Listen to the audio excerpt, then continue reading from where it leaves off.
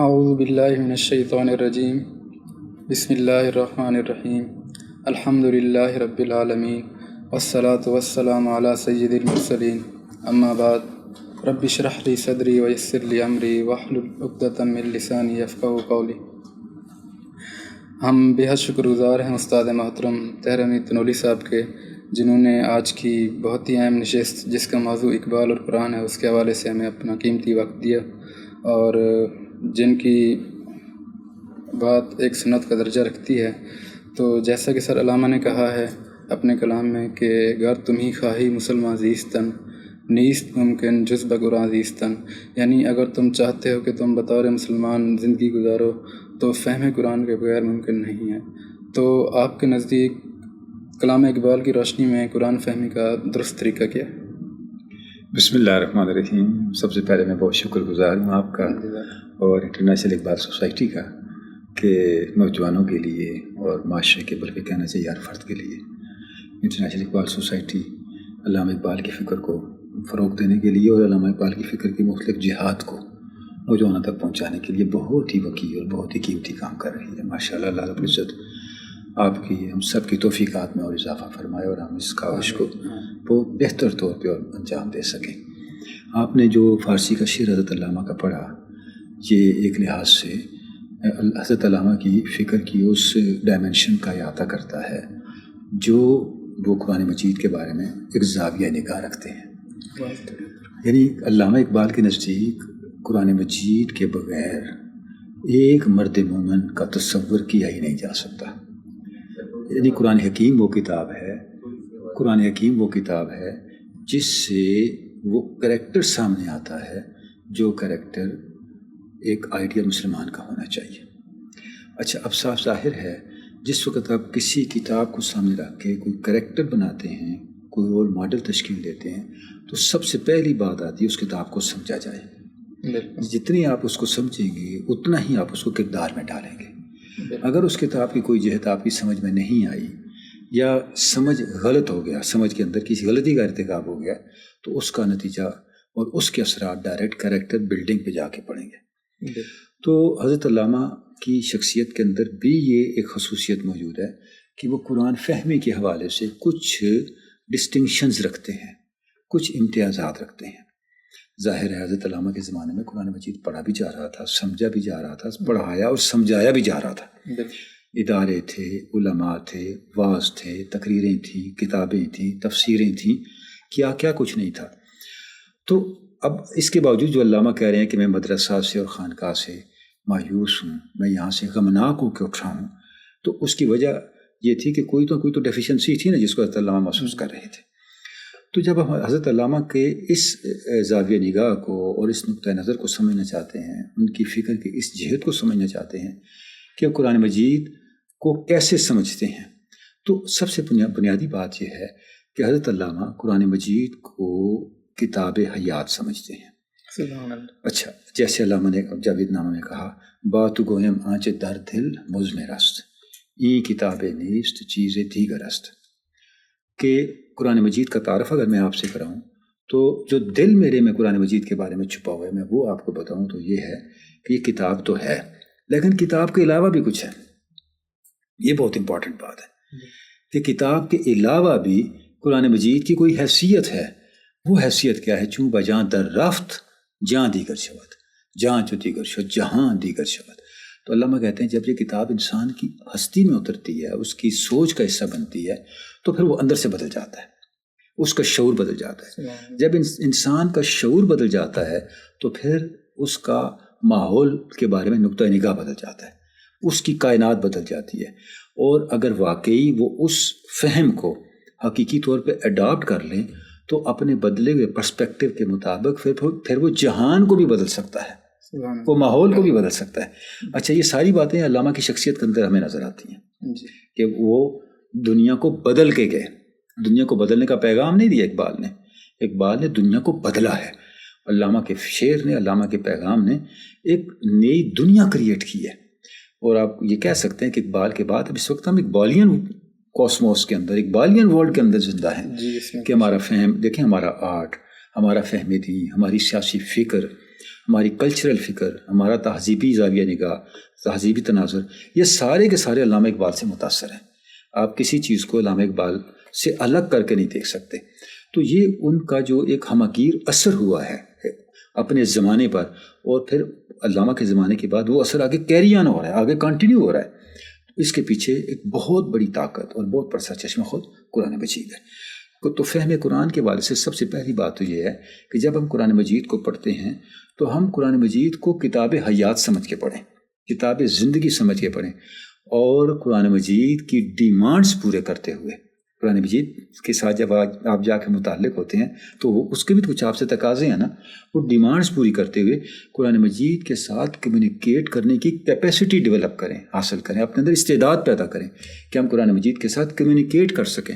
جب ہم قرآن مجید سے کمیونیکیٹ کرنے لگیں گے تو پھر یہ زندہ کتابوں کی طرح، زندہ کتاب ہوتے ہے تو زندہ، لیکن پھر ہمیں اس کا زندہ ہونا محسوس ہوگا، ہمیں ایکسپیرینس ہوگا. پھر ہمیں قرآن مجید ہدایت دے رہا ہوگا، موٹیویٹ کر رہا ہوگا، انسپائر کر رہا ہوگا اور ہدایت دے رہا ہوگا. اب دیکھیں میں نے پہلے بھی لفظ ہدایت کہا اور آخر میں بھی ہدایت کہا. پہلے ہدایت کا مطلب ہے کہ وہ صرف انڈیکیشن ہے بھئی یہ ٹھیک ہے یہ غلط ہے، لیکن جب آپ قرآن مجید کے ساتھ اپنی فریکوینسی جتنی کمپیٹیبل بناتے چلے جاتے ہیں، پھر قرآن مجید آپ کو ایک ایگزیکٹ پاتھ وے پہ لے کے آتا ہے، ایک ایگزیکٹ گائیڈنس پہ لے کے آتا ہے جو آپ کو براہ راست منزل کی طرف لے کے جاتی ہے. تمت کلمۃ ربک صدقا وعدلا. قرآن مجید کے تعریف اور تعارف کرواتے ہوئے اللہ رب العزت ارشاد فرماتا ہے کہ قرآن مجید اللہ کا کلام ہے، اور اس میں دو بڑی بنیادی باتیں ہیں. ایک ہے صدق. صدق کا مطلب کیا ہے؟ یہ ایگزیکٹ ہے، یہ اس میں کوئی غلطی نہیں ہے، کوئی گنجائش نہیں ہے کسی طرح کے انحراف کی. وہ عدلہ، اور اس میں بیلنس ہے، یہ اس میں اعتدال ہے. تو جب یہ دو چیزیں آ جاتی ہیں تو پھر آپ رائے حق سے انحراف نہیں ہٹ نہیں سکتے، اور آپ ناکامیوں کی طرف نہیں جا سکتے. اور پھر آپ زندگی کو ان ٹوٹیلٹی میں دیکھتے ہیں. آپ کی آخرت دنیا سے اور دنیا آخرت سے جڑی ہوتی ہے. آپ کی ظاہری کامیابی باطنی سے، باطنی ظاہری کامیابی سے جڑی ہوتی ہے. تو قرآن مجید پھر آپ کو زندگی ایک ٹوٹیلٹی کے طور پہ دیتا ہوا نظر آتا ہے. جیسے زندگی ایک ٹوٹیلٹی کے طور پہ ہمارے سامنے آتی ہے تو پھر ہمیں زندگی کے ہر دائرے میں قرآن مجید رہنمائی دیتا ہے. نماز روزہ تک بات نہیں رہتی، یعنی نماز روزہ اور مسلح پہ بیٹھے ہوئے تو قرآن مجید، اور جب مسلح چھوڑا، مسجد چھوڑی، تو پھر قرآن مجید کے علاوہ کہیں اور دیکھنے کی احتیاج آئے. اور حقیقی معنوں میں قرآن مجید اس سطح پہ انسان کو لے آتا ہے جہاں پھر آپ کی سوچ کا ہر جو اس لہر ہے وہ قرآن مجید ہی کی روشنی میں طے پاتی ہے، اور قرآن مجید ہی سے وہ انرجی لے رہی ہوتی ہے، قرآن مجید ہی سے روشنی لے رہی ہوتی ہے، اور قرآن مجید ہی کی ہدایت کی روشنی میں پھر آپ جن اہداف کا تعین کرتے ہیں ان اہداف تک پہنچ بھی رہے ہوتے ہیں. سبحان اللہ. بہت ہی خوبصورت سر آپ نے بات کی کہ زندہ جاوید کتاب ہے، اور قرآن فہمی کی سب سے بہتر طریقہ جو ہے وہ یہی ہے کہ ہم بہت بہتر سے بہتر انداز میں اس کے ساتھ اپنی کمیونیکیشن رکھیں. اور اس سے ہی ملحق میرا دوسرا سوال ہے، وہ یہ ہے کہ علامہ کہتے ہیں کہ قرآن میں غوطہ زن و مرد مسلمہ، اللہ کرے تجھ کو عطا جدت کردار. تو قرآنی تعلیمات کو علامہ نے اپنے کلام میں کن کن جہاد کے اندر بیان کیا ہوا ہے، اس کے بارے میں تھوڑا سا مزید بتائیے. ہاں جی، دیکھیں جب ہم دیکھتے ہیں قرآن مجید کی تعلیمات جو ہیں ظاہر ہے وہ تو زندگی کے کسی دائرے کو بھی اگنور نہیں کرتی. آپ کی زندگی کا جو بھی پہلو ہو سکتا ہے، چاہے اس کا تعلق انفرادی زندگی سے ہے، اجتماعی سے ہے، آپ کی شخصیت کا جذباتی پہلو ہے، احساساتی پہلو ہے، جمالیاتی پہلو ہے، آپ کی علمی جہت ہے، عملی معاملات ہیں، زندگی کا جو بھی دائرہ ہے قرآن مجید اس کے اندر ہمیں گائیڈ کرتا ہوا نظر آتا ہے. لیکن چونکہ آپ نے ایک شعر پڑھا ہے تو اس شعر کے اوپر تھوڑا سا فوکس کرنے کی ضرورت ہے. علامہ نے جو یہاں کہا کہ قرآن میں وہ غوطہ زن ہے مرد مسلمان، تو یہ خاص تناظر میں کہا ہے. یہ ہے اسلام کا معاشی نظام، کیونکہ اس زمانے میں آپ دیکھیں دو بڑے واضح رجحانات تھے، ایک اشتراکیت تھی اور ایک سرمایہ داریت تھی. اور بہت حد تک لوگ اشتراکیت کو سرمایہ داریت سے پیدا ہونے والے مسائل کا حل سمجھ رہے تھے، اور سب کانٹیننٹ کے اندر بھی اس طرح کی فضا پیدا ہو رہی تھی. حتیٰ کہ آپ یہ دیکھیں کہ سب کانٹیننٹ کے اندر کانگریس کا تو یہی تھا کہ ہم ایک سوشلزم کو لے کے آئیں گے، اشتراکیت کی بنیاد پہ لوگوں کے مسائل حل کریں گے. اور حتیٰ کہ علامہ اقبال پر بھی کئی مواقع پہ یہ ہوا کہ شاید علامہ اقبال کے افکار بھی اشتراکی، اور علامہ اقبال کو یہ اپنا اسٹیٹمنٹ شائع کروانا پڑا اخبار میں کہ میں الحمدللہ مسلمان ہوں، میں مسلمان ہی مروں گا، میرا اشتراکیت سے کوئی تعلق نہیں ہے. تو یہ ایک وہاں کا ماحول تھا. اس ماحول کے اندر علامہ نے یہاں ایک بات کی ہے، قرآن میں ہو غوطہ زن ہے مرد مسلمان، اللہ کرے تجھ کو عطا جدت کردار جو حرف کل العف میں پوشیدہ ہے اب تک، شاید اس دور میں وہ حقیقت و نمودار۔ علامہ یہ کہہ رہے ہیں کہ آپ کے معاشی مسائل کا حل کل العف کے اندر ہے، اور یہ قرآن مجید کی آیت ہے، یسألونک ماذا ینفقون قل العفو، ہے میرے رسول یہ لوگ آپ سے پوچھتے ہیں کہ ہم اللہ کی راہ میں کیا خرچ کریں، تو آپ انہیں فرمائیں جو کچھ تمہاری ضرورت سے زائد اللہ کی راہ میں خرچ کر دیں۔ اور یہ جو قل العفو ہے کبھی نظام نہیں بن سکا، یہ ہمیشہ نفل رہا، یعنی جس کو آپ کہتے ہیں نفلی عمل کے طور پر رہا۔ علامہ یہ چاہ رہے ہیں کہ اس کو نفلی عمل سے نکال کے ایک ضروری لازمی عمل اور ایک نظام میں ڈال کے پیش کیا جائے۔ تو جب اس کو نظام میں ڈال کے پیش کریں گے تو قرآن مجید کی دی ہوئی تعلیمات، معاشی تعلیمات، اور قرآن مجید کے متعارف کروائے ہوئے اور دیے ہوئے جو معاشی نظام کے چھپے ہوئے گوشے ہیں، برکتیں ہیں، انسانیت تک وہ بھی پہنچ سکیں گی۔ یہاں علامہ یہ کہہ رہے ہیں کہ یہ وہ دور ہے جس کی ڈیمانڈ ہے کہ قرآن مجید کی معاشی تعلیمات کو لوگوں تک پہنچایا جائے۔ جیسے علامہ نے جو اور جگہ فرمایا ہے کہ کس نہ باشد در جہاں محتاج کس نقطۂ شرع مبین است بس، کہ شریعت کا نفاذ کا اور شریعت کو لاگو کرنے کا بنیادی مقصد یہ ہے کہ دنیا میں، معاشرے میں کوئی شخص کسی دوسرے کا محتاج نہ ہو، ہر شخص معاشی طور پہ خود کفیل ہو۔ لیکن یہ بہت مشکل کام ہے، یہ سب کچھ کرنے کے لیے ایک بڑی بنیادی چیز چاہیے، اس کو علامہ کہتے ہیں جدت کردار۔ یعنی جب تک آپ تقلید کو نہیں چھوڑتے، جب تک آپ لگے بندے جو پیٹرنز ہیں ان سے نہیں نکلتے، اور جدت کردار کی طاقت کے ساتھ جب آپ کے اندر جرت بھی ہو، آپ کے اندر حوصلہ بھی ہو، اور آپ کے اندر کمپیٹنسی بھی ہو۔ دیکھیں ایک شخص ہے، ایک لیڈر ہے، ایک مفکر ہے جس کے اندر یہ صلاحیت ہے کہ وہ بات سوچ سکتا ہے، لیکن اس میں حوصلہ اور ہمت نہیں کہ اسے بیان کرے تو وہ بات آدھے میں رہ جائے گی۔ ایک شخصیت ہے جس کے اندر بات سوچنے کی اور بیان کرنے کی بھی ضرورت ہے، لیکن اس کو نظام میں ڈالنے کی اور پوری کی پوری ایک سوسائٹی کے اندر لاگو اور پینیٹریٹ کروا دینے کی صلاحیت نہیں ہے تو پھر بھی بات آدھے میں رہ جائے گی۔ علامہ کہہ رہے ہیں یہ ساری چیزیں تمہیں چاہیے، اور یہ تمہیں ملے گی قرآن مجید سے۔ جب تم قرآن مجید میں غوطہ زن ہوگے تو پھر تمہیں وہ جدت کردار ملے گا جس سے تم صدیوں کا جو معاشی غلامی کا بندھن ہے اسے توڑ کے قول العفو کے نظام کو متعارف کروا سکو گے۔ اور آپ دیکھ لیں آج تک اس پہ بات کرنے کے لیے تیار نہیں ہے، بہت مشکل کام ہے۔ تو میں نے ابھی پچھلی بات اپنی گزارشات میں بھی عرض کیا تھا کہ قرآن مجید کی ہم سے کچھ ڈیمانڈز ہیں، جب تک ہم وہ پورا نہیں کریں گے تو پھر قرآن مجید کے ساتھ کمیونیکیشن نہیں ہو سکتی۔ وہ قرآن اسی لیے علامہ کہہ رہے ہیں کہ قرآن مجید میں آپ غوطہ زن ہوں، یعنی جب آپ قرآن مجید میں غوطہ زن ہوں گے تو اس کا نتیجہ کیا نکلے گا؟ آپ کا ذہنی اور فکری ماحول قرآن مجید بن جائے گا۔ جیسے ایک شاعر ہوتا ہے نا، اس کا ایک ماحول ہوتا ہے۔ مثلاً ایک شاعر ہے وہ شمع اور اس طرح کے بلو گلگل کا شاعر ہے تو اس طرح بھی سوچتا رہے گا۔ ایک شاعر ہے اس کے سوشل ایشوز اس کا سبجیکٹ ہے تو وہ اس طرح سوچتا رہے گا۔ یعنی اگر آپ فیض کو پڑھیں، بیر کو پڑھیں، آتش کو پڑھیں، فراز کو پڑھیں، کسی قتیل شفائی، جتنے بڑے شعراء ہیں، جون ایلیا، تو ان کا ایک ٹیمپرامنٹ ہے، کیونکہ وہ اپنی ایک فکری کائنات میں اس سے باہر نہ نکل سکتے نہ سوچ سکتے ہیں۔ مرد مومن کی فکری کائنات قرآن مجید ہوتا ہے، اور اس کی مثال ہمارے زمانے میں خود اقبال ہے کہ وہ جس فکری کائنات میں تھے اس کا نام قرآن مجید ہے۔ یہی وجہ ہے انہوں نے جو سوچا اس زمانے میں کسی نے نہیں سوچا۔ دوسری بات، انہوں نے جو سوچا پوری جرت سے اسے بیان کر دیا، اپنے بھی خفا مجھ سے بیگانے بھی نہ خوش ہوتے ہیں تو ہوتے رہیں، اس کی پرواہ نہیں کی۔ اور تیسری بات، جو سوچا اسے جتنی جرت سے بیان کیا اس سے اتنی ہی اثر انگیزی کے ساتھ سوسائٹی میں پینیٹریٹ کروا دیا، حتیٰ کہ آج ہم ایک آزاد ملک میں بیٹھے ہیں۔ قائد اعظم جیسی شخصیت کو اور اس دور کی جو آپ کی پاپولر لیڈرشپ تھی اس کو بھی کنونس کروا دیا کہ آپ کی بقا کا راستہ یہ ہے۔ اب یہ چیزیں کہاں سے آئیں؟ علامہ میں بتا رہے ہیں یہ آپ کو ملتا ہے قرآن مجید میں غوطہ زن ہونے سے۔ سر اسی سے منسلک آگے لے کے چلتے ہیں ہم اسی بات کو۔ تو علامہ نے اپنے کلام میں بنیادی نقطہ جو رکھا ہوا ہے وہ یہ رکھا ہے کہ مسلمان قوم جو ہے وہ مغلوب گماں ہو چکی ہے، ہمیں چاہیے کہ ہم یقین پیدا کریں اپنے اندر، اور سب سے زیادہ اس وقت جو ہم بحثیت قوم، انفرادی اور سارے معاملات میں خوف کا شکار ہیں، تو خوف سے جو یقین کا سفر ہے وہ ہم کیسے طے کریں؟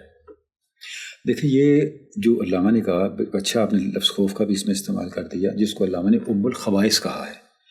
یعنی خوف کو علامہ نے فارسی شاعری میں کئی جگہوں پہ، جاوید نامہ میں اس کو کہا، اے جوان خوف آدھا بڑھاپا ہے، اللہ کتاب نجات نو میں علامہ یہ کہتے ہیں، اس کو چھوڑ دو۔ اس طرح رموز بے خودی، اثار اور رموز کے اندر علامہ نے فرمایا کہ خوف ام الخبائث ہے، خوف سب سے بڑی غلامی ہے۔ جو جتنا خوف زدہ ہے وہ اتنا ہی مسخ شدہ شخصیت کا حامل ہے۔ یہی وجہ ہے اللہ کی قربت، انی لا یخاف لدی المرسلون، قرآن مجید میں ہے کہ جب موسیٰ علیہ السلام اللہ کی بارگاہ میں گئے نا تو سانپ پھینکا تو وہ سانپ باندھ کے دوڑنے لگے، موسیٰ علیہ السلام واپس ہو گئے تھے. اللہ نے فرمایا رک جا، ہمارے پاس آنے والے ڈرتے نہیں، اب آپ ہمارے پاس ہو، ڈرنے کی ضرورت نہیں. اور اس کے بعد جب آپ صلی اللہ علیہ وسلم کی امت کا معاملہ آیا تو کتنے مقامات پہ فرمایا کہ میرے جو قریب لوگ ہیں ان کی نشانی یہ ہے لا خوف علیہم ولا هم یحزنون. اور ڈپریشن، انزائٹی، گریف، یہ جتنا خوف ہے اس سے دور ہوتے ہیں. تو قرب حق کی نشانی یہ ہے کہ بندہ خوف کے قریب نہیں ہوتا. اب یہ جو خوف سے نکلنا ہے یہ کیسے ممکن ہے، اور قرآن مجید خوف سے کیسے نکالتا ہے؟ ظاہر ہے یہ ایک بڑا لمبا سفر ہے. اس کی بنیاد آپ کی شخصیت کی جو ایتھیکل اور مورل سٹرینتھ ہے اس کے ساتھ اس کا تعلق ہے. جتنا ہم قرآنک موریلٹی کو انکلکیٹ کرتے جاتے ہیں اپنی شخصیات کے اندر، اتنا ہم خوف سے نکلتے چلے جاتے ہیں. خوف کے اسباب انسان اپنے اندر خود پالتا ہے. خوف باہر کہیں سے نہیں آتا. یعنی ایک ہی چیز جس سے ایک بندہ ڈرتا ہے دوسرا نہیں ڈرتا. ایک ہی چیز کو ایک کمیونٹی پوجا کرتی ہے ان کی اور دوسری کمیونٹی سے ذبح کر کے کھا جاتی ہے. فرق پڑ گیا نا. یعنی کہ اس کا مطلب یہ ہوا کہ صدیوں سے انسانی شعور کے اندر کتنے میتھولوجیکل آئیکنز ہیں جو خوف کا استعارہ اور خوف کا سمبل رہے ہیں، لیکن آنے والی نسلوں نے انہی آئیکنز کو پورے تقدس سمیت تباہ و برباد کر دیا، ختم کر دیا. تو انسان کے اندر خوف کے کئی ایلیمنٹس ہیں جو ڈیولپ ہوتے رہتے ہیں. اب اگر فی زمانہ اگر ہم انسانی شخصیت کا اس حوالے سے جائزہ لیں تو اب آپ دیکھیں یہاں خوف کے کئی جو ہیں وہ حوالے آپ کو نظر آئیں گے. مثلا انسان کو اپنے مستقبل کا خوف ہے کہ میرے مستقبل کا کیا بنے گا. انسان کو اپنے معاشی عدم تحفظ کا خوف ہے. انسان کو اپنی عزت اور وقار کے کم ہو جانے، ختم ہو جانے کا خوف ہے. انسان کو اپنی خاندان، آل، اولاد کے اجڑ جانے کا خوف ہے. یہ جتنے خوف جس طرح کے انسان کے ساتھ خوف جڑے ہوئے ہیں، اب ان سب سے نکلنے کا راستہ یہ ہے کہ انسان ذات حق کے قریب ہوتا چلا جائے. لیکن ذات حق کے قریب ہونے کا مطلب دو حوالوں سے ہمیں کبھی فراموش نہیں کرنا. ذات حق کے قریب ہونا بیک وقت عملی بھی ہے، ذہنی اور علمی بھی. یعنی جیسے جیسے آپ اللہ کی اطاعت کے ذریعے اللہ کے قریب ہوتے ہیں تو آپ کی شخصیت کے اندر ایک میٹامارفسس کا عمل شروع ہو جاتا ہے. ایک رٹا رٹایا میکینیکل عمل اور چیز ہے، اور اللہ کے قریب ہونے کا شعوری عمل بالکل ایک اور طرح کی چیز ہے. یہ بات جس وقت آپ اللہ کی قربت کی طرف بڑھتے ہیں اور اپنے اندر ایک طرح کی ڈیوائن ریکوزیشن کے مطابق مورل سٹرینتھ پیدا کرتے ہیں، ایتھیکل سٹرینتھ پیدا کرتے ہیں، وہ آپ کی جو اندر کی مورل سٹرینتھ ہے وہ آپ کو شعوری طور پہ میٹامورفسائز کرتی ہے، اندر آپ کو ایک تبدیلی لے کے آتی ہے. وہ جو آپ کے اندر ایک شعوری تبدیلی ہے وہ آپ کو ڈیوائن ایکسپیرینس کی کیپیسٹی دیتی ہے. پھر ہوتے ہوتے آپ کے اور ذات خداوند کے درمیان فاصلے کم ہونے لگتے ہیں. اب یہ ایک بالکل ایک پریکٹیکل حقیقت ہے. یعنی اللہ کے قرب کا سفر بنیادی طور پہ ایک بہت ہی پریکٹیکل، ویل ڈیفائنڈ اور سائنٹیفک ایک پروسیس ہے جس کو جتنے سٹیپس آپ کور کرتے ہیں ان سٹیپس کے ایکویلنٹ آپ کی شخصیت میں ایک تبدیلی بھی آ چکی ہوتی ہے. تو ہوتے ہوتے ایک ایسا وقت آتا ہے کہ انسان خوف سے بالکل آزاد ہو جاتا ہے. صحیح، وہ علامہ نے کہا اس پہ ہاتھ ہے اللہ کا بندہ ہے مومن کا. اب یہ اس کے بعد کا درجہ ہے جب سارے خوف ختم ہو جائیں اور آپ اس درجے پہ پہنچ جائیں کہ آپ دوسروں کے خوف بھی ختم کر سکیں تو پھر آپ کا ہاتھ اللہ کا ہاتھ ہے. سبحان اللہ، سبحان اللہ. ظاہر ہے پھر انسان اس سطح پہ چلا گیا. آپ ہی خوف نہیں ختم ہوا آپ کا، آپ کے ساتھ جو آئے گا اس کو بھی خوف نہیں رہے گا. کیوں نہیں رہے گا؟ دیکھیں نا، مسئلہ یہ ہے ایک شخص کے قریب چور اور ڈاکو ہے وہ تو ڈرے گا، اور ایک شخص سیکورٹی ایجنسیز کی پوری پروٹیکشن کے اندر ہے. دونوں میں فرق آ گیا نا. میں بالکل دنیاوی سطح پہ بات کر رہا ہوں. تو جب انسان اللہ کے قرب کو کلیتاً ایکسپیرینس کرنے لگے اور اس کی ذات کے اندر موجود ہر طرح کا خوف ڈیزالو ہو جائے اور پھر یہ چیز ٹرانسمٹ ہونے لگے، اس کی ہستی سے ٹرانسمٹ ہونے لگے، تو پھر ہاتھ ہے اللہ کا، بندہ امامت کا ہاتھ۔ سر میرا جو اگلا سوال ہے وہ یہ ہے کہ اس وقت پاکستان کی جو زیادہ تر آبادی ہے وہ نوجوانوں پر مشتمل ہے۔ ایک تو ان کے پاس ڈائریکشن نہیں ہے پہلی چیز، اور دوسرا یہ ہے کہ جو جدید ذہن ہے وہ محدود تشخص کا شکار ہو چکا ہے، اور جو علامہ نے کہا ہوا ہے کہ محسوس پر بنا ہے علوم جدید کی، اس دور میں ہے شیشہ عقائد کا پاش پاش، یہ چیز ہو چکی ہے، اور محسوس پر جو بنا ہے یہ بھی مزید کم ہوتی جا رہی ہے یہ چیزیں۔ اور ایک تو یہ ہے کہ جدید ذہن کو ہم قرآن سے کیسے جوڑیں، اور مارکیٹ کے اندر یا انڈسٹری کے اندر جو نوجوان ہیں، خواتین اور مرد دونوں، ان کو سورہ یوسف کی روشنی میں آپ کیسے بتائیں گے کہ وہ اپنے کریکٹر کو اور چیزوں کو بہت آگے لے کے چلیں؟ آپ نے سورہ یوسف کے بار خاص ذکر کیا۔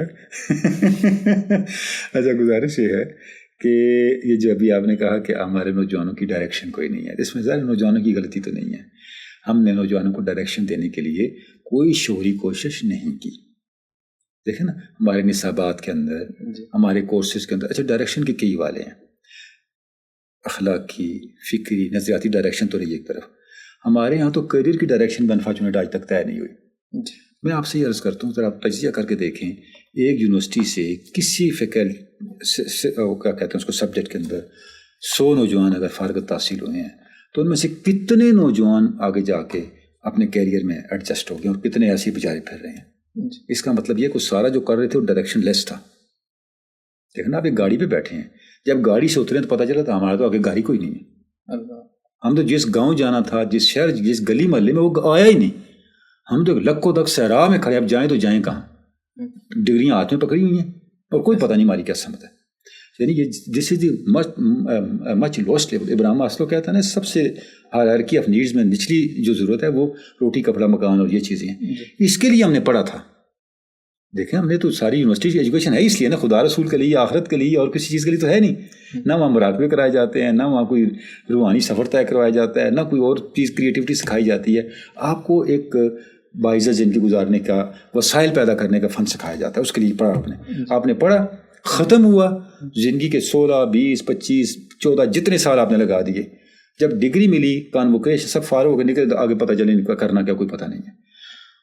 جب یہاں یہ حال ہے، اگر آپ معاملے بہت سپیریئر ہیں کہ آپ نوجوانوں کو یہ بتائیں کہ آپ ایک نظریاتی ملک کے شہری ہیں، آپ کا ایک بہت بڑا مقام، اب یہ باتیں ساری ہوائی ہیں جب تک آپ ان کی بیسکس کو ایڈریس نہیں کرتے۔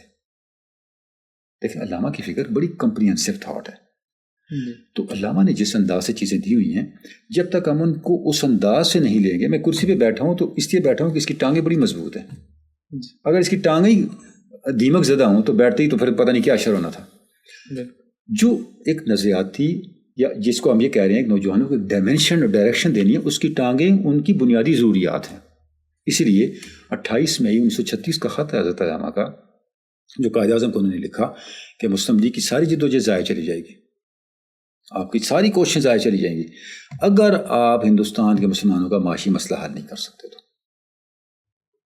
آپ ہندوستان کے مسلمانوں کے معاشی مسئلے کو حل کرنا اپنی ترجیح بنائیں، اس کے بعد پھر آپ کی ساری کوششوں کے اندر بھی کوئی جان پڑے گی۔ اور یہ علامہ نے کوئی نئی بات نہیں کی، آپ سے سمجھا مدینہ طیبہ تشریف لے گئے تو آپ نے سب سے پہلے مواخات کی، مواخات مدینہ کے تحت آپ نے لوگوں کو فائنینشلی اسٹیبل کیا، اس کے بعد پھر سارے کام شروع ہوئے۔ تب دیکھیں پوری وہاں کرنولوجی دیکھیں، جتنے بھی معاملات ہوئے، حلال حرام کے احکام آئے، روزہ، نماز، حج، سارے بعد میں، غزوات سارے بعد میں ہوئے، جاتی جنگیں چھڑ جاتی ہو، کہتی پیسے دنیا داری بعد میں دیکھیں گے، ایسا نہیں کیا۔ تو ہمیں وہ ترتیب یاد نہیں رہی جس انداز سے ہم نے کرنا تھا۔ تو محسوس پر بنا ہے علوم جدید کی۔ اب یہ جو علامہ نے کہا، یہ بنیادی طور پر علامہ نے اپنے زمانے کا ایک ٹرینڈ تھا، انٹلیکچوئل ٹرینڈ، جس کی طرف اشارہ کیا، جو ماڈرنٹی کا ٹرینڈ تھا، تعلیم پیر فلسفہ مغربی ہے، یہ ناداں ہیں جن کو ہستی غائب کیا تلاش۔ محسوس پر بنا ہے علوم جدید کی، اس دور میں ہے شیشہ عقائد کا پاش پاش۔ تو یہ اس دور کا ٹرینڈ تھا، جو ایمپیرسزم اور جو اس دور کے فلسفے آ رہے تھے کہ صرف وہ چیز تسلیم کریں جو نظر آتی ہے، خدا نظر نہیں آتا تو کیوں خدا کو ڈھونڈ رہے ہیں، اور نیٹشے کا گاڈ از ڈیڈ اور یہ ساری چیزیں عام تھیں۔ تو علامہ اس طرف متوجہ کر رہے ہیں کہ یہ چیز درست نہیں ہے، یہ نقطہ نظر درست نہیں۔ ریکنسٹرکشن کے 3 خطبات اور ڈائریکٹ اس کو ایڈریس کر رہے ہیں، پہلا، دوسرا اور 7واں۔ تو علامہ یہ بتا رہے ہیں کہ محسوس حقیقت ہے لیکن محسوس کے علاوہ بھی کچھ حقیقت ہے. اسلام نے دونوں کو اہمیت دی ہے، اور اسلام نے کبھی بھی سنوریہم آیاتنا فی الانفس و فی الآفاق، تو یہ محسوس سے علامہ قرآن مجید شروع کر رہے ہیں نا. ہم آپ کو آفاق میں نشانیاں دکھائیں گے، ہم آپ کو اپنی ہستیوں میں نشانیاں دکھائیں گے، حتیٰ لنریہم انہ الحق، انہیں یہ بات نظر آ جائے کہ حق ایک حقیقت ہے اور اس کا انکار نہیں کیا جا سکتا. تو علامہ اس طرف ہمیں متوجہ کر رہے ہیں. تو اب جو آخری آپ کے کوشچن کیسا ہے کہ ہم کس طرح سے یوتھ کو متعلق کریں قرآن مجید کے ساتھ، اور یہ تو ظاہر ہے ہمیں یہ جو میسیج ہے حضرت علامہ کا ایک پورے پیکج کے ساتھ نوجوانوں تک پہنچانا چاہیے، اور اپنے پیدا ہوئے مسائل کو، اس وقت ہم جس بحران سے گزر رہے ہیں، جب تک آپ اس بحران کو ایڈریس نہیں کرتے دو انداز سے، اس وقت تک آپ اپنی یوتھ کو اور آج کی کمیونٹی کو، آج کی جنریشن کو قرآن مجید کے ساتھ یا علامہ کے فکر کے ساتھ منسلک نہیں کر سکتے. میری جو طالب علمانہ گزارشات ہیں وہ دو ڈائمنشنز کے ہیں. پہلا یہ ہے، دیکھیں پاکستان بننے سے لے کے باقی سا تاریخ تو چھوڑ دیں، اور باقی عالم اسلام کو بھی چھوڑ دیں، اپنے گھر کو دیکھیں. اب ہم تیسری یا چوتھی نسل یہاں بیٹھے ہوئے ہیں.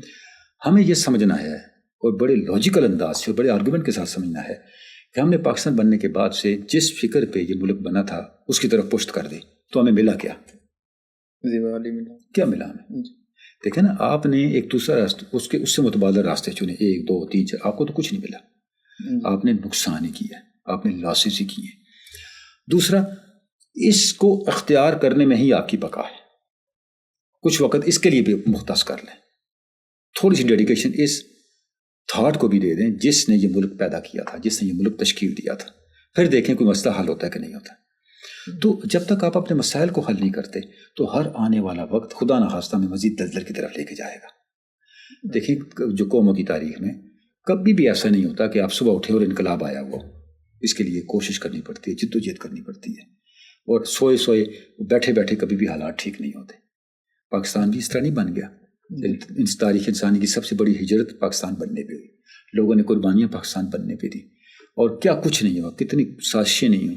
اور ہمارے بانیان کا کیریکٹر دیکھیں، کردار کتنا عظیم تھا ان لوگوں کا، اور اس کردار کی طاقت سے انہوں نے ایک معجزہ کر کے دکھایا. حضرت علامہ کی فکر کو دیکھیں، قائد اعظم اور ان کے ساتھیوں کے کردار کی شفافیت کو دیکھیں.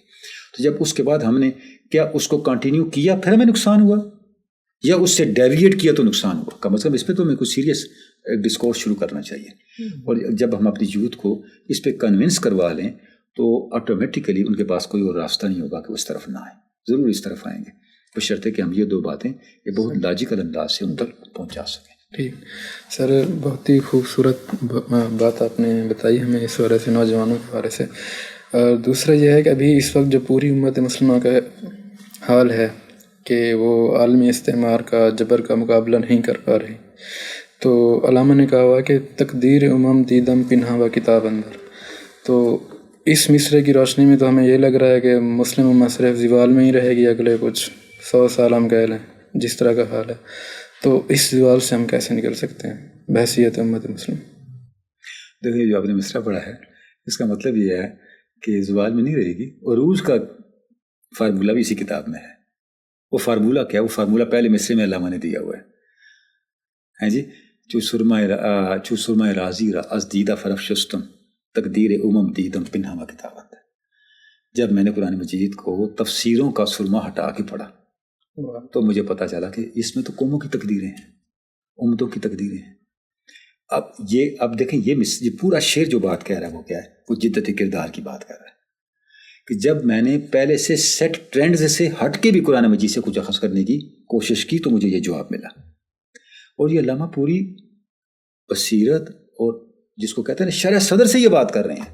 ہمیں یہ سمجھنا چاہیے علامہ نے جتنی باتیں کی ہوئی ہیں وہ جیسا ہوتا ہے نا ایک شاعرانہ تعلیم ہے، ایسی نہیں ہے، یا ایک مسلمان ہونے کے ناطے عقیدت کے گن نہیں گائے ہوئے. علامہ نے جو باتیں کی ہیں وہ انڈرسٹینڈنگ کی بات کی ہوئی ہیں. آپ دیکھیں نا، جب علامہ اسرار خودی اور رموز بے خودی لکھ رہے تھے تو اس دوران انہوں نے مولانا گرامی کو خط لکھا، اس میں فرمایا کہ میں یہ اسرار اور رموز لکھ رہا ہوں، اس کے بعد اس کا تیسرا صحیح میں لکھوں گا جس کا نام ہوگا یات مستقبل ملت اسلامیہ، کہ ملت اسلامیہ کی فیوچر لائف کیا ہے اور قیامت تک جو حالات گزرنے وہ سارے قرآن مجید میں موجود ہے. اب تصور کریں علامہ کا کیا انڈرسٹینڈنگ ہے قرآن مجید. اور میں دیکھ رہا ہوں کہ اس کے لیے کسی کھینچی تانے کی ضرورت بھی نہیں ہے، کوئی تعویل ہے، بالکل واضح حقیقتیں ہیں. اور میں انہیں بیان کروں گا. لیکن پھر بعد میں علامہ نے اس طرح نہیں لکھا، لیکن اہل علم یہ کہتے ہیں کہ علامہ نے وہ ساری باتیں اس میں جاوید نامہ میں بیان کی ہوئی ہیں. تو جو قوموں کے زوال اور قوموں کے عروج کے ضابطے تو قرآن مجید میں علامہ کہہ رہے ہیں موجود ہیں، اس کے اندر ہی ہمیں وہ اس کا حل ملتا ہے. اب ملت اسلامیہ کا معاملہ تو جناب یہ ہے کہ ملت اسلامیہ کا زوال باہر سے نہیں ہے، اس کے اندر سے ہے. دیکھیں کمزوری ہمیشہ جارحیت کو دعوت دیتی ہے کہ آپ بسم اللہ کریں اور تشریف لائیں. جب سارا نظام تباہ و برباد ہو رہا ہو تو احمد بخش عبدالی تو حملہ کرے گا نا. تو جب ملت اسلامیہ کمزور ہوتی جائے گی اور دوسری جو تہذیبیں ہیں یا دوسری طاقتیں ہیں وہ سمجھتی بھی ہیں کہ ملت اسلامیہ کا جو نظریہ ہے، آئیڈیالوجی ہے، ہمارے لیے ایک تھریٹ ہے، ہمارے لیے خطرہ ہے، اور اگر اس آئیڈیالوجی میں کوئی فروغ آتا ہے، یہ آئیڈیالوجی آگے بڑھتی ہے تو یہ ایک بہتر الٹرنیٹو بن سکتی ہے انسانیت کے لیے، تو وہ تو آپ کی کمزوری کو کبھی بھی ختم نہیں ہونے دیں گے. تو بنیادی طور پہ اس کے اسباب ہم نے خود فراہم کر رکھے ہیں، اور اگر آپ تھوڑا سا بھی حقیقت پسندانہ جائزہ لیں تو آپ اس نتیجے پہ پہنچیں گے کہ ملت اسلامیہ کا زوال 1% دوسرے لوگوں کی وجہ سے اور 99% اپنی طرف سے ہے. دیکھیں علم میں ہم پیچھے، عمل میں ہم پیچھے. جب نہ علم ہو نہ عمل ہو تو پھر ناز کس بات پر اور آپ کی بقا کس بات پر، پھر آپ کی دنیا میں عزت وقار کس بات پر؟ تو اس کے سارے امکانات ختم ہو جاتے ہیں. 1000 سال تک اگر ہمارا عروج کا دور رہا ہے تو اس میں آپ دیکھیں ہمارا علم کیا تھا، عملی طور پہ ہم کس بلند تر درجے پہ تھے. تو جب جیسے ہی وہ چیزیں ہم نے چھوڑی ہیں تو یہ حشر تو لازمی بات ہی ہونا تھا.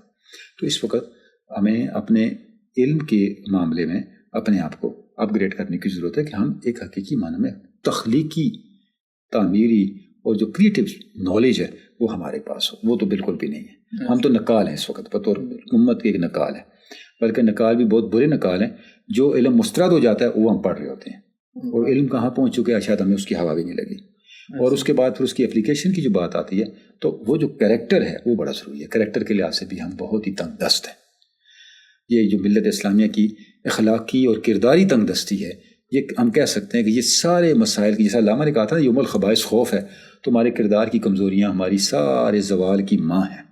زوال کے جتنے بھی پہلو ہو سکتے ہیں وہ ہمارے کردار کی کمزوریوں سے جنم لے رہے ہیں. علامہ کا ایک بڑا پیارا جملہ ہے، میں یہاں ضرور کہنا چاہوں گا. علامہ فرماتے ہیں کہ یہ اسلام ہے نا جی، اس کو کسی تبلیغ کی ضرورت نہیں ہے، بس آپ اس پہ عمل کرتے جائیں، یہ خود ہی پینیٹریٹ کرتا جائے گا. اس کے اندر اتنی طاقت ہے. لیکن جب آپ عمل بھی نہیں کریں گے تو پھر ریورس بھی تو ہوگا نا. اس کا جو ایڈورس ایفیکٹ ہے وہ بھی پھر اتنا ہی شدت سے ہوگا، جتنی شدت سے جتنا اچھے نتائج اس پر عمل کرنے کے برآمد ہو سکتے ہیں. تو عمل نہ کرنے کے نتیجے میں بھی تو پھر نقصان بھی تو اسی سطح پہ جا کے ہونا ہے، وہ اس سطح کا نقصان ہو رہا ہے. تو یہ جو ہماری پرائمری ڈیفیشنسیز ہیں علم کے حوالے سے، اپنے کریکٹر اور ہماری مورلٹی کے حوالے سے، اور اس کے بعد پھر اجتماعی سطح پہ جو ہماری ایک طاقت ہونی چاہیے، جیسے 1000 سال تک اسلام کی طاقت رہی اس کے حصول کی کوششوں کے لحاظ سے، اس کے بغیر تو صورت عالمی سطح پہ بہتر ہونے کی کوئی صورت نظر نہیں آتی. جی سر، ایک سوال اور یہ ہے کہ علامہ نے لفظ یوز کیا ہوا ہے اپنے کسی کلام میں نسبت محمدی کا، کہ قلب کے اندر نسبت محمدی کیسے پیدا ہو، جو کہ ہمیں عوامی سطح پہ، گھریلو سطح پہ، ہر جگہ پہ ضرورت ہے. اس میں ضروری نہیں ہے کہ کوئی تخصص میں لوگ ہوں، بہت بڑے علماء ہوں، تو ان کو ایک عام آدمی کے اندر بھی پیدا ہو. تو اس چیز پہ کچھ روشنی ڈالیے تاکہ بحثیت قوم ہم مزید بہتر. دیکھیں یہ خط ہے حضرت علامہ کا خان نیاز الدین خان کے نام، جس میں علامہ نے یہ فرمایا ہے کہ ہمیں قرآن مجید پڑھنا چاہیے چاہے اس کا معنی سمجھ نہ بھی آئے. اب دیکھیں علامہ فلسفی ہیں، کتنی بڑی بات ہے. وہ کچی روٹی پکی روٹی والے مولوی کی بات نہیں ہو رہی ہے جو جس کو الف بے بھی نہیں آتی، کہتی اللہ بے پڑھی رکھتا ہی بڑا فائدہ ہوئے گا. اتنا بڑا فلسفی جس کو لفظ کے معنی کی حقیقت کا پتہ ہے اور معنی کے پیچھے کیا اس کا بھی پتہ ہے. یعنی اندازہ کریں علامہ کا ایک ایک مصرع اور ایک ایک شعر آج تک اس کی پرتیں نہیں ختم ہو رہی. جی تو اتنی بڑی معنوی وسعت، گہرائی اور گہرائی رکھنے والی شخصیت یہ کہہ رہی ہے کہ قرآن مجید کی سمجھ نہ بھی آئے پڑھتے رہو. کیوں پڑھتے رہو؟ یہ کلام اللہ ہے، یہ ذات رسالت مآب پہ اترا ہے، اس کو لانے والے جبرائیل ہیں. یہ معمولی کتاب نہیں ہے، یہ ڈائریکٹ اللہ اور اس کے رسول کے درمیان اسرار و رموز ہے. امت میں سے جس کو جتنا حصہ نصیب تھا ملا، فی الاصل تو اللہ اور اس کے رسول کے درمیان کلام ہے نا سارا. جی بالکل. یا دوسرے لفظوں میں آپ یہ کہیں قرآن مجید رسول اللہ کا حال ہے. یہ رسول اللہ کی اصل سیرت قرآن مجید ہے. دیکھیں نا، یہ جو جاوید نامہ ہے بال جبریل علامہ اقبال کا حال ہے بھائی، جو ان پہ گزرا انہوں نے لکھ دیا. قرآن مجید ذات رسالت مآب کا حال ہے. جب آپ اس کے ساتھ کنیکٹ ہوتے ہیں تو جو رسول اللہ صلی اللہ علیہ وسلم کا ٹیمپرامنٹ ہے، آپ کا مزاج مبارک ہے، آپ کی طبیعت مبارک ہے، اس کی ریفلیکشن آپ کے اندر پیدا ہونے لگتی ہے. اس سے کہتے ہیں نسبت محمدی. پھر آپ اپنے آپ کو اللہ کی ریکوائرمنٹس کے ساتھ بتدریج کمپیٹیبل بناتے چلے جاتے ہیں. جب آپ اللہ کی ڈیمانڈس کے مطابق اپنے آپ کو ڈالتے ہیں تو کیا ہوتا ہے؟ پھر منشاء خداوند آپ کو فیور دیتی ہے. پھر اللہ کی رضا آپ کو with the passage of time آپ کی اپنی اہلیت اور استعداد کے مطابق آپ کو فیور دیتی ہے. اور اس فیور کی انتہا حضور کی ذات کے اندر ہے. آپ دیکھیں نا، مجھے بتائیں 23 سال میں اتنا بڑا انقلاب آ سکتا ہے جو آپ انقلاب لا کے چلے گئے ہیں. کیوں بھئی؟ وہاں پہ زیرو لیول ہے ایرر اور مسٹیک کا. جو اترا آپ سس نے کر کے دکھا دیا اور اللہ نے وعدہ پورا کر دیا. 13 سال مکہ میں اور 10 سال مدینہ طیبہ میں، اور دنیا کی آخری تہذیب آپ سسٹم پیدا کر کے چلے گئے. اس کے بعد کوئی بڑی تہذیب نہیں ہے اسلام کے بعد. مجھے نہیں لگتا قیامت تک کوئی کسی میں اتنا دم ہے. نبوت کا دروازہ ویسے ہی بند ہے، اور دنیا دار کو اتنا بڑا فلسفی، اتنا مسلح، اتنا ریفارمر آ جائے جو اس سے بڑا کوئی سسٹم دے جائے، اس سے بڑا ویلیو، اس سے بڑی ویلیوز دے جائے، اٹ از امپاسبل. یہ نہیں ہو سکتا. تو یہ کیوں ہوا کہ وہ جو قرآن مجید کا نزول ہوا وہ اس کا ایک پورا ایکسپیرینس جو ہے وہ آپ سے بھی ذات پاک کے اندر ہے. پھر ویسے نتائج بھی ہیں. علامہ یہ کہہ رہے ہیں اللہ اور اس کے رسول کا ہمارے پاس جو سب سے خالص ترین ڈیٹا موجود ہے وہ قرآن مجید ہے، جس میں کوئی ملاوٹ نہیں ہے. جتنا آپ اس کے ساتھ جڑتے چلے جاتے ہیں اتنا آپ کے اندر بھی کوئی چیز پیدا ہوتی جاتی ہے جسے نسبت محمدی کہہ رہے ہیں. اور ظاہر ہے پھر اس کے اثرات بھی ویسے اور نتائج بھی ویسے آپ کی شخصیت میں، آپ کے ماحول میں، اور پھر جتنا آپ کا ایریا آف انفلوئنس ہے اس کے اندر وہ پیدا ہوتے چلے جائیں. سر اس سے اگلا سوال جو میرا ہے آپ سے میں کہوں گا کہ 2 باتوں پہ تھوڑی سی روشنی ڈالیں. وہ ایک یہ ہے کہ لا تقنطوا من رحمت اللہ. دوسرا علامہ نے کہا ہے کہ تو مانی ہے ورنہ نجم سمجھا تو عجب کیا.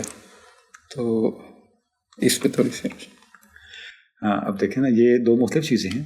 لا تقنطوا تو خود علامہ کا ہی اپنا بھی اسی سے انسپائرڈ میسیج ہے کہ علامہ امید کے شاعر ہیں اور کبھی بھی مایوسی کو علامہ جگہ نہیں دیتے. اور مہر علامہ نے کسی کو مایوس نہیں کیا سوائے مایوسی کے. یعنی مایوسی کو علامہ نے اپنے کلام میں، اپنے فکر میں، اپنے نیریشن میں اس کے لیے کوئی سپیس نہیں رکھا. علامہ ہر دیوار کو دروازہ بنانے کی بات کرتے ہیں کہ بندہ مومن جب چلے عقدہ کشاں ہے یہ خار صحرا، کم کر گلا برہ نہ پائی. بال جبریل ہے.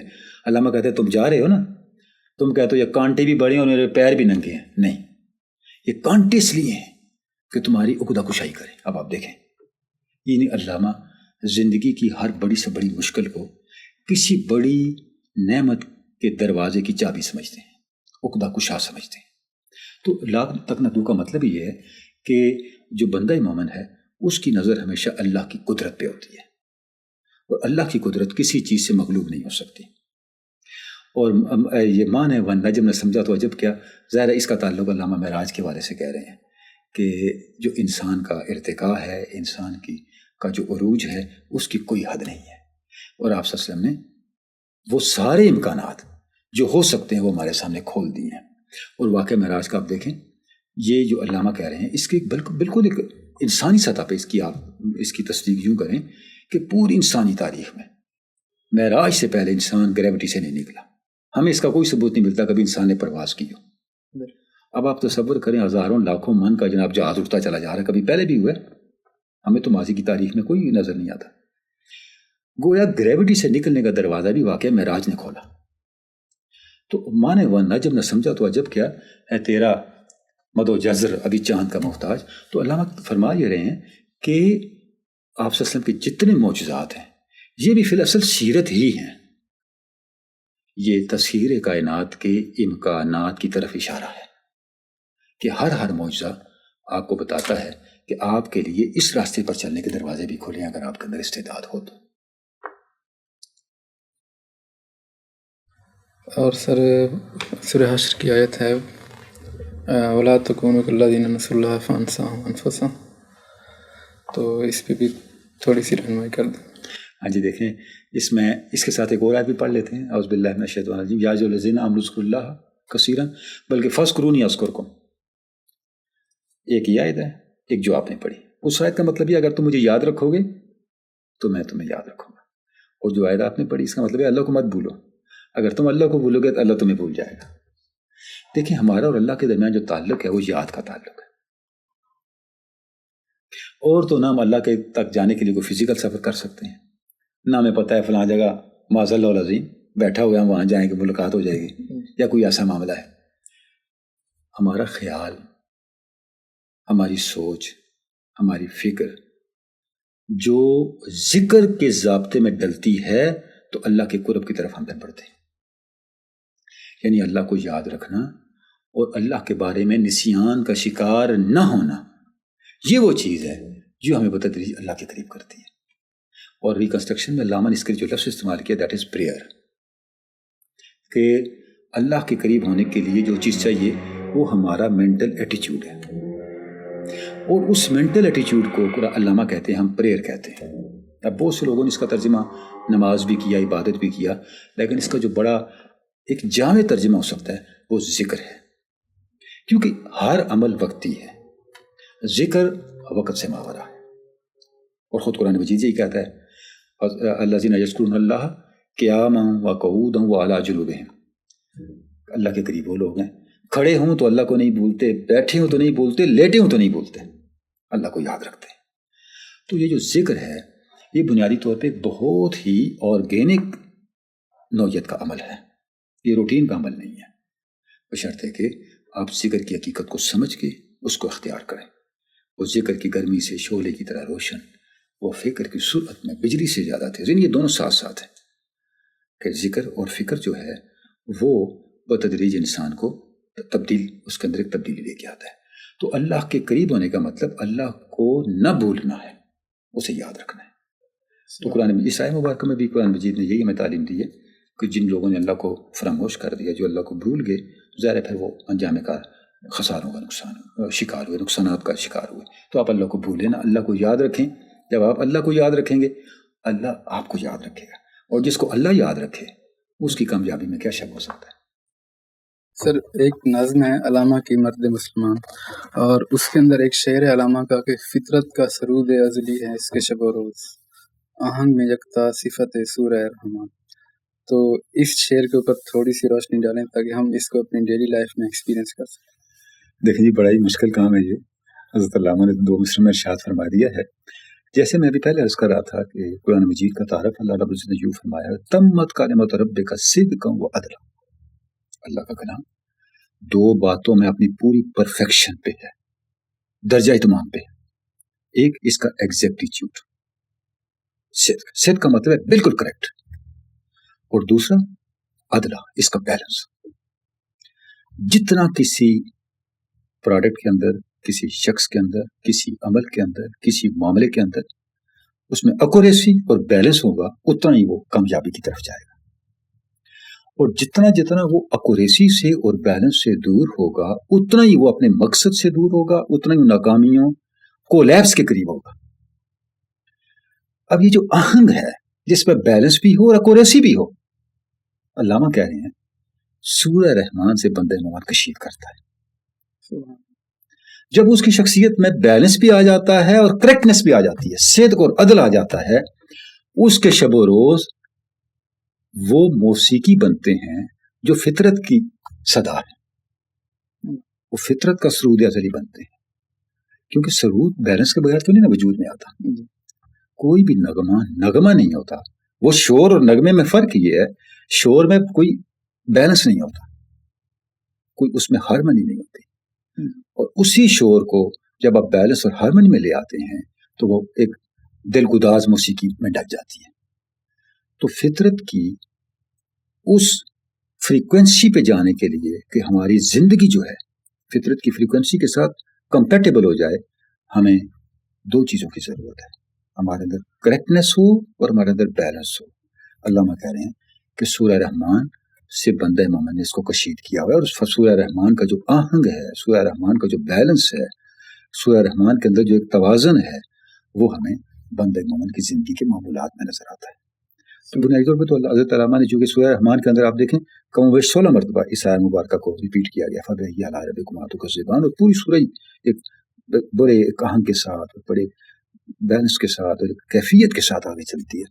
تو علامہ اس سے ہمیں اس طرح متوجہ کریں کہ قرآن مجید کی تعلیمات کو ان کی اصل معنویت اور حسن کے ساتھ ہم زندگی میں لے کے آئیں۔ بہت شکریہ سر آپ کے قیمتی وقت، ہم پوری ٹیم کی طرف سے اور عالمی مجلس اقبال کی طرف سے آپ کا بہت شکریہ، ماشاء اللہ آپ نے موقع دیا، اتنی اچھی آپ کے ساتھ بات چیت ہو گئی، اور آپ کے واسطے سے ماشاء اللہ کتنے نوجوانوں تک ایک ملاقات کی سبیل پیدا ہو جائے گی۔ بہت بہت شکریہ، اللہ آپ کو سلامت رکھے۔